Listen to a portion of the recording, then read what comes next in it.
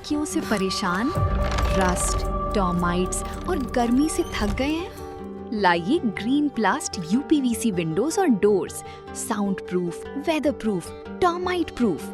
खिड़की, दरवाजा, पार्टीशन, हर डिजाइन, हर size, made using German technology, आपके घर के लिए। हजारों घर पहले से बदल चुके हैं, अब आपकी बारी। Green प्लास्ट, Sitapur, UP. कॉल करें 7072422906। अपने घर को बेटर बनाओ। अयोध्या के राम मंदिर चढ़ावा चोरी मामले में अब कार्रवाइयों का दौर शुरू हो गया है। आपको बता दें कि राम मंदिर में जो दान चोरी हुआ था, उस मामले में 8 से अधिक लोगों पर एफआईआर दर्ज कराई गई है। ये एफआईआर किसने दर्ज कराई है और किसके खिलाफ दर्ज कराई गई है, इन तमाम जानकारियों के लिए हम सीधे फोन लाइन से जुड़ते हैं आई इंडिया के editor in chief doctor Pankaj Singh Gaur ji के पास। सर, राम मंदिर चढ़ावा चोरी का जो मामला है, इस वक्त सियासी भूचाल मचाए हुए है। इस मामले में किसने शिकायत दर्ज कराई है और किन किन पर मुकदमा दर्ज किया गया है?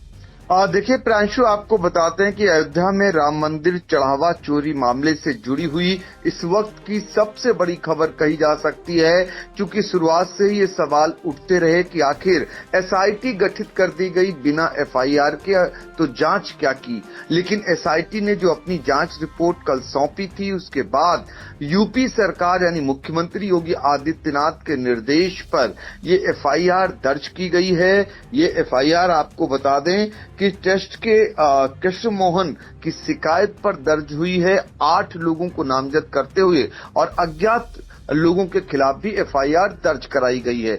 गैर जमानती धाराओं में एफआईआर दर्ज हुई है और जिनमें बीएनएस के तहत 306, 316(5), 317(4), 317(5)(61 और 3(5) के तहत ये एफआईआर दर्ज हुई है। इसमें जो नामजद हैं वो रमाशंकर यानी टिन्नू यादव, अनुकल्प मिश्रा, अविनाश शुक्ला, मनीष यादव, रमाशंकर मिश्रा, सुभाष और करुणेश, इनको नामजद किया गया है।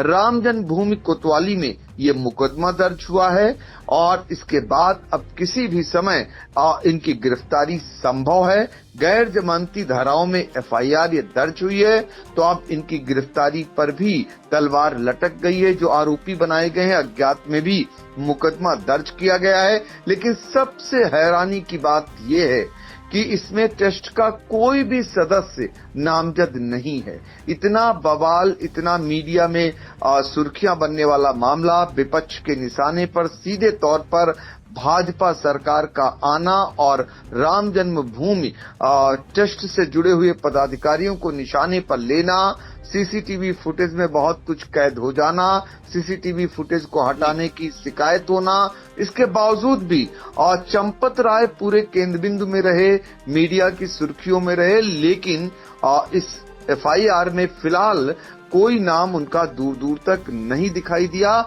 और सबसे बड़ी बात यह है कि अभी ये भी कहा जा रहा है कि एफआईआर में आगे चलकर नाम बढ़ सकते हैं, तो ये बातें भी निकल करके आ रही। लेकिन ये हड़कंप मचाने वाली खबर है, एफआईआर आखिरकार दर्ज हो गई, यानी करना ही पड़ा और सरकार के निर्देश पर, मुख्यमंत्री के निर्देश पर ये एफआईआर हुई है। एफआईआर में टेस्ट का कोई सदस्य नहीं है, ये हैरानी की बात बताई जा रही है।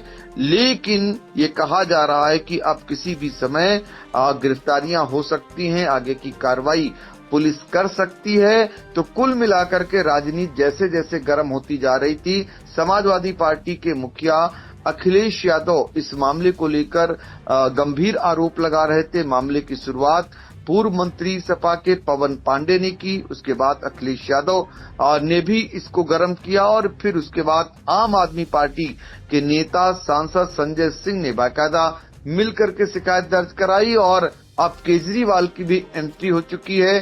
कांग्रेस अजय राय जो हैं प्रदेश अध्यक्ष, वो भी इसको लेकर सरकार को घेर रहे थे और सरकार के अंदर से भी, यानी भारतीय जनता पार्टी के अंदर से भी तमाम आवाजें आ रही थी। कहीं न कहीं भारतीय जनता पार्टी के लोगों को लग रहा था कि ये जो राम जन्मभूमि का मामला है, जिसको लेकर बड़ी फजीयत पार्टी की हो रही है, और फिलहाल ये कहा जा रहा था ये सब केंद्रीय यानी केंद्र के कृपा पात्र हैं, चंपत राय और उनकी पूरी टीम कहीं न कहीं केंद्र का वरदस्त है। यही कारण है कि उत्तर प्रदेश सरकार साहस शायद जुटा नहीं पाई। एसआईटी तो गठित की, रिपोर्ट भी ली, लेकिन ना तो नामजद हुए, और एसआईटी से पहले भी कोई एफआईआर नहीं हुई। तो तमाम आरोप जो ये बने रहेंगे, तमाम सवाल भी आगे शायद उठते रहेंगे, चूंकि जिन पर निशाना था, जो मुख्य भूमिका में थे, या यूं कहें जिन पर आरोप थे गंभीर, और वो सब इस नामजद एफआईआर में अभी तक उनके नाम नहीं आए।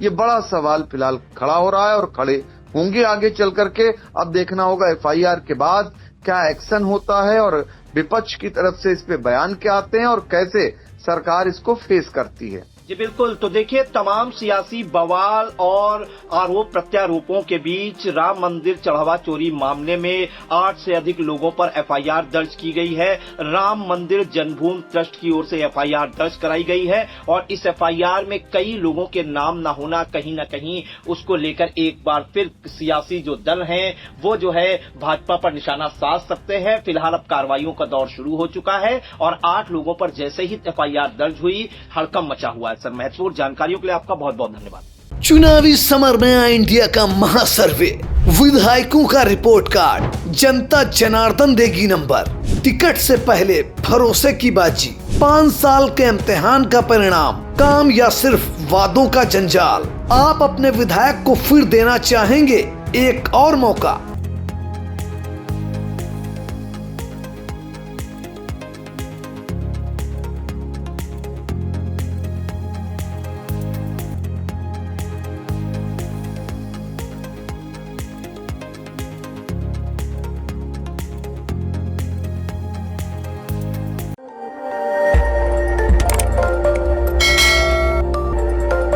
खबर आपकी, नजर हमारी। देखते रहिए आई इंडिया।